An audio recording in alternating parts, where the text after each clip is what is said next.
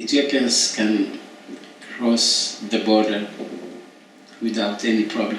If you are taking flight, you use Ethiopian passport, which is normally you can get it as a citizen, but in Eritrea, you are not allowed to have a passport, and you are not allowed to leave the country.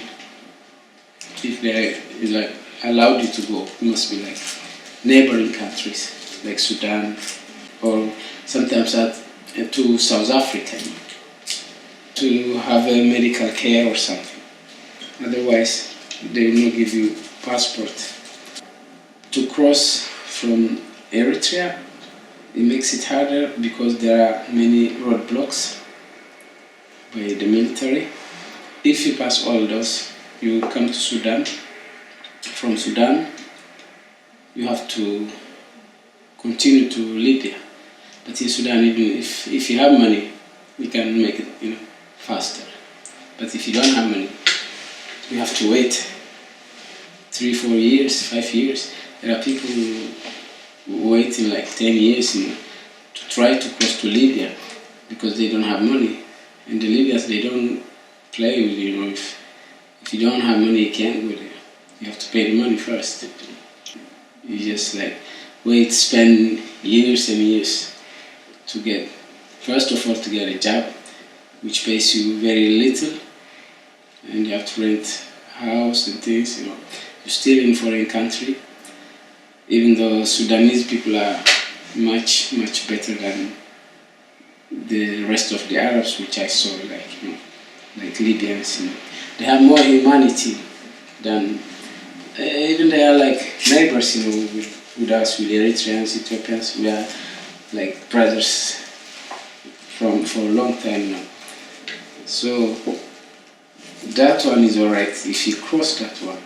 It doesn't mean that you are free and you are relaxed and like what they say in Italian, tranquillo. No, it's like you are constantly afraid. If they don't do like horrible things like beheading people and things, they steal too much. There's corruption.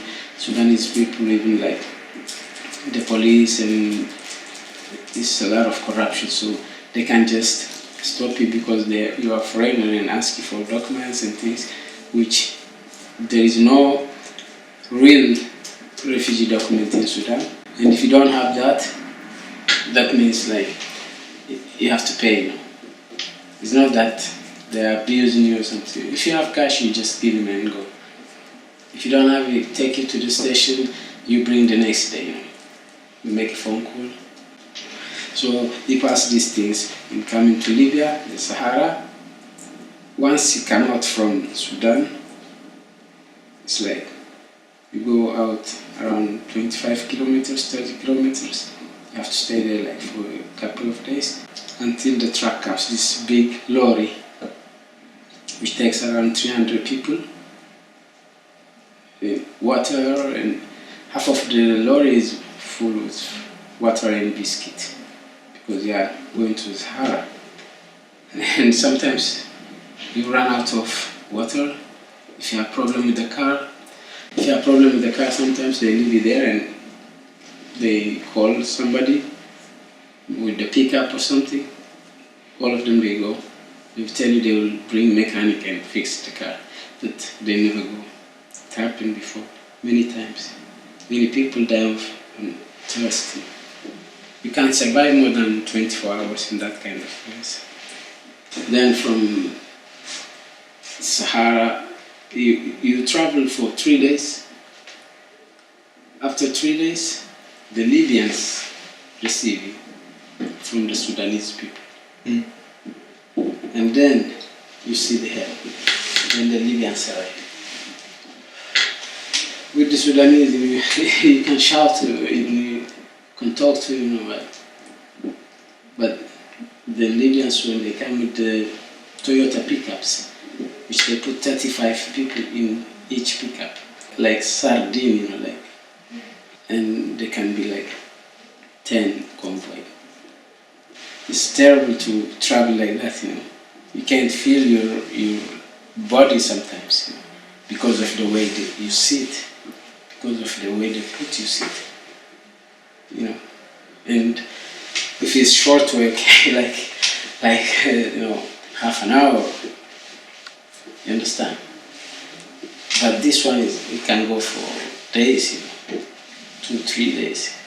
Some people you can't stand up to take a leak, You have to do it just sitting there on your clothes, That's how they tell you to do. If you tell him you have shit on his trousers, So after this, you come into Benghazi. Even the Benghazi people are crazy. Anyway, it's hell. I've been saying this many times. Every time I repeat it, it feels like, man, if I start talking about that, I can't stop. It doesn't end. It takes forever because every minute is happening something. Every minute you hear a gunshot. It can be inside. It can be somebody pissed off out of those Arabs and shooting some of the migrants. That's terrible, especially if you have your family with you. You just take your wife and you can't do anything about it. If you try to say something, they might shoot you. And that's what everybody tells you, man, leave it. Let them go, Otherwise they'll kill you and they will abuse her. And maybe even they will kill her because she will go and talk when she reaches to Europe, So it happens many things like this. So you have to travel again from Benghazi to Tripoli. They put you like those long trailers, which one time happened an accident, On the top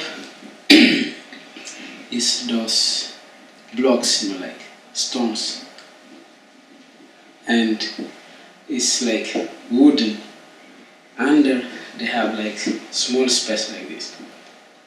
You can sleep and rolling like this, And then they push you inside, and in the middle of the road that thing break, the wood they put under, and everybody was there. Only a few people survived, and then by themselves they have to call the police that time, to bring ambulance, many things, because many people was injured. And then from Tripoli you have to the most dangerous voyage. First of all, you are afraid of the natural disaster, because that's the time when you are on your own. They can put 400 or 500 people on one boat, They don't care about the people. If you are safe from the natural disaster, you will be coming to Italy. It's like another natural disaster coming to Italy too, everything. Oh man, everybody wants to run away when you reach the land, because you don't want to be caught by the cops and they take your fingerprints and that's it. You can't go any other place. So nobody wants to do that, and everybody just sometimes, when the boat is nearing, there are people who jump in. Some people jump thinking when they see people jumping and swimming and going start running, they think it's not so far or something. They'll jump and die, like they did on my trip. Even me, I was one of those people who jumped, It's crazy, man. And 13 people died that day, that minute. We didn't even know, we just wanted to run,